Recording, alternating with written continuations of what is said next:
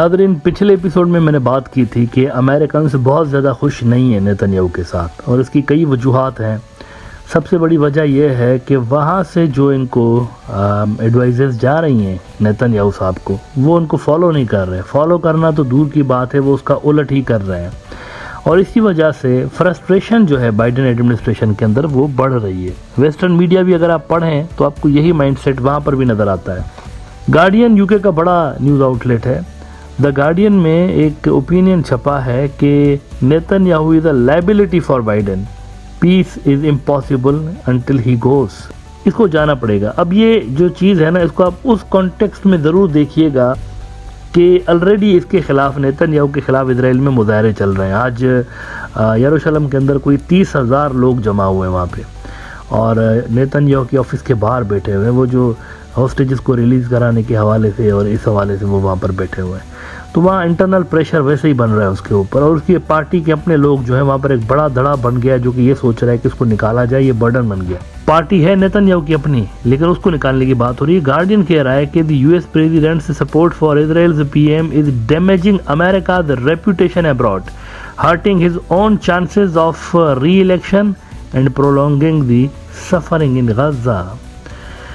अब आप सोच रहे होंगे कि आखिर नेतन्याहू ने ऐसा क्या कर दिया है कि अमेरिकन से खुश नहीं हैं, और अमेरिकन यकायक जो है अचानक से अपनी सपोर्ट जो है वो थोड़ी सी रिड्यूस करते हुए नज़र आ रहे हैं। इसकी वजह ये है कि नेतन्याहू ने जो कुछ भी किया है ना पिछले 5-6 हफ्तों में, इसने अमेरिका के मिडिल ईस्ट की पूरी डिज़ाइन जो है ना उनकी, उसको धपड़दूस कर दिया। एक तरह से डैमेज किया उसने, अमेरिका के मिडिल ईस्ट पॉलिसी को डैमेज किया है, नेतन्याहू ने डैमेज किया है।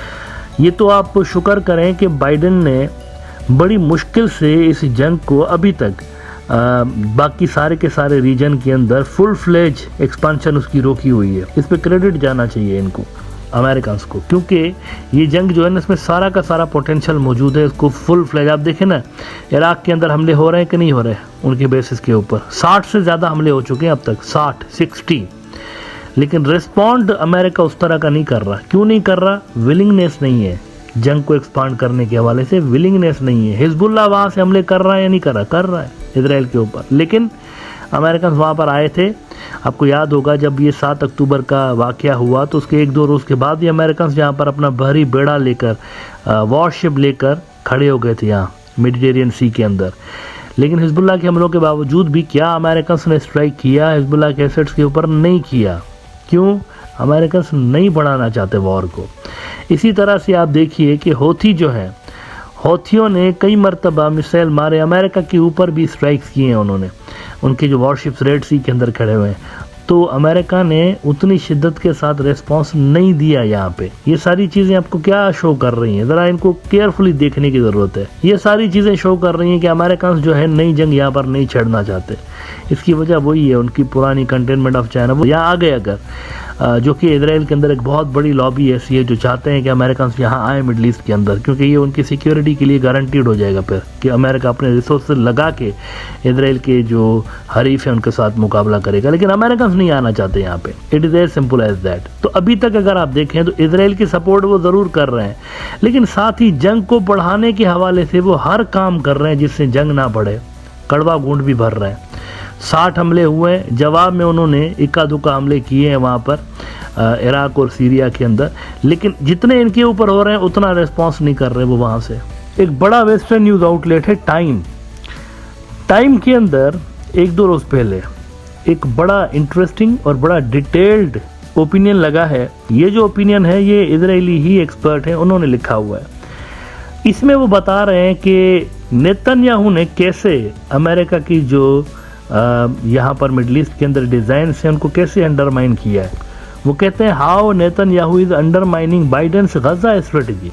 और इसमें वो बता रहे हैं, आपको याद होगा नेतन्याहू ने कुछ रोज़ पहले प्रेस कॉन्फ्रेंस करके कहा था कि मैं यहाँ पर गजा में इंटरनेशनल फोर्सेस को भी नहीं देखना चाहता हूँ, फ़लस्तीनी अथॉरिटी को भी नहीं देखना चाहता हूँ। जब हम निकलेंगे ना यहाँ से, एक तो उन्होंने ये कहा कि हम यहाँ पर रहेंगे, लंबे अरसे तक रहेंगे, लेकिन जब हम निकलेंगे तो हम यहाँ फ़लस्तीनी अथॉरिटी महमूद अब्बास वाली जिसकी हुकूमत वेस्ट बैंक के अंदर है, इन्होंने कहा ना उनको देखना चाहते हैं ना हम देखना चाहते हैं यहाँ पे इंटरनेशनल फोर्सेस को। तो उस पे टाइम लिख रहा है कि but in declaring his flat objection for having Gaza run by the Palestinian Authority, Netanyahu removed the cornerstone on which Secretary of State Blinken had been trying to mobilize regional support.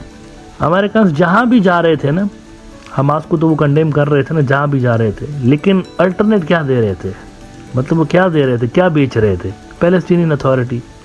American यही चाह रहे थे कि इनको आगे लाएंगे हम लोग, महमूद अब्बास वालों को, इनको आप ज़रा कंडेम करें, हमास वालों को थोड़ा सा आप जो है डिस्करेज करें, सबको यही तो बोल रहे थे। तो चलें इनको डिस्करेज करते हैं, उसके बाद क्या आएगा, क्या ऑप्शन है फ़लस्तीनियों के लिए? तो अमेरिकन बता रहे थे कि ये महमूद अब्बास ऑप्शन है।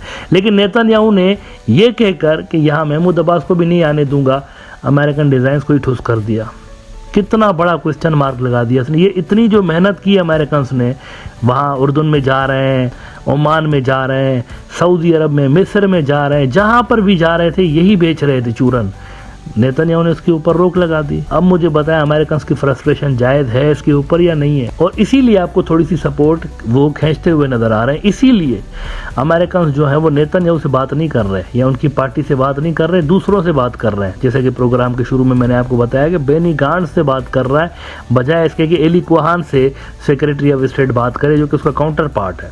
और मजीद इसमें वो कह रहे हैं कि president Biden the best friend Israel has ever had in the White House, who enjoys more credit with the Israeli public than any predecessor, is yet to tell the reckless Netanyahu enough is enough. वो stage आने वाली है, enough is enough वाली stage जो है western experts के मुताबिक वो नज़दीक है, क्योंकि यहाँ पर ये जो भी हरकतें कर रहे हैं ना नेतन्याहू साहब, वो अमेरिकन डिज़ाइंस को असल में हर्ट कर रही हैं।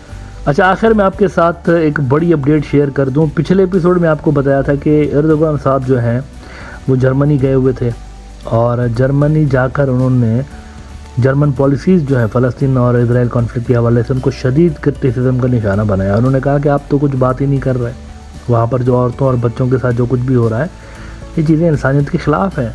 और काफ़ी कुछ उन्होंने जर्मन पॉलिसीज़ के ख़िलाफ़ डायरेक्टली या इनडायरेक्टली बातें वहाँ पर की। अब उसका शायद ये नतीजा हमें नज़र आ रहा है कि जर्मनी ने पहली मर्तबा एक क्लियर स्टांस लिया है और उन्होंने कहा है, नेतन्याहू को उनके चांसलर ने कहा कि ये जो ह्यूमैनिटेरियन ट्रूस है ये होना चाहिए, सीज़ फायर होनी चाहिए, जर्मन चांसलर ने कहा उनको। और साथ ही उन्होंने ये भी कहा कि ये जो आप एड बंद करके बैठे हुए हैं इसको भी आप खोल दें। तो ये उनकी तरफ से भी, ये मेरे ख्याल से बड़े आखिरी मुल्क बचे हुए थे यूरोप के जिनकी तरफ से ये क्लियर और कैटेगोरिकल जो स्टांस है इस हवाले से वो रहता था। अब उन्होंने भी नेतन्याहू को कह दिया है कि हम ये चीज़ चाहते हैं, सीज़ फायर चाहते हैं वहाँ पर, और इस तरह ह्यूमैनिटेरियन असिस्टेंस के लिए रास्ते खोल दें। टाइम्स ऑफ इजराइल ने रिपोर्ट किया है कि Germany Scholz urges Netanyahu to ease humanitarian situation in Gaza, और उसमें वो कह रहे हैं कि Scholz underscored the urgent need to improve the humanitarian situation for residents in the Gaza strip. His office says in a statement after a call between the two leaders, humanitarian ceasefires could contribute to a significant improvement in care for the population। तो Germany की तरफ से भी एक बड़ा clear message गया है Netanyahu को कि अब ये जो जंग चल रही है यहाँ पे थोड़ा सा ब्रेक लगाएं और जो ह्यूमैनिटेरियन असिस्टेंस है उसके लिए रास्ते खोल दें।